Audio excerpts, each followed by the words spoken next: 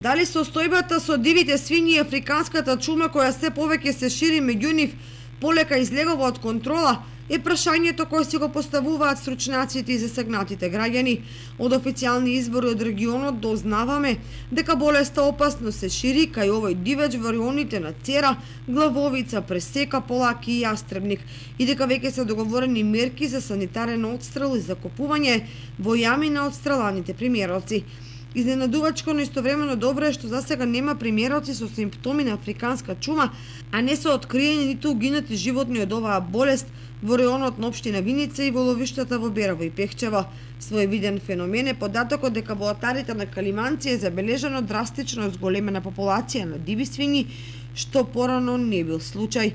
Поедини ловци коментираат дека можеби дивечот ја чувствува болеста и на некој начин бега од неа во посигурни предели, но тоа засега е без стручна подкрепа. Како тргнала опасната пандемија африканска чума кај свињите, може да го истреби овој дивеч од ловиштата во државата, што би предизвикало сериозни последици врз ловостопанството. Додека во дивечот состојбите се драматични, од одгледувачи на свињи во домашни услови и помали фарми, дознаваме дека во регионот деновиве ќе биде дозволено повторно да се активираат мини фармите и така наречените кочини. На тој начин, меѓу другото, малите фармери ќе може да ги искористат количините храна кои им останаа при уништувањето на целокупната популација на свињите.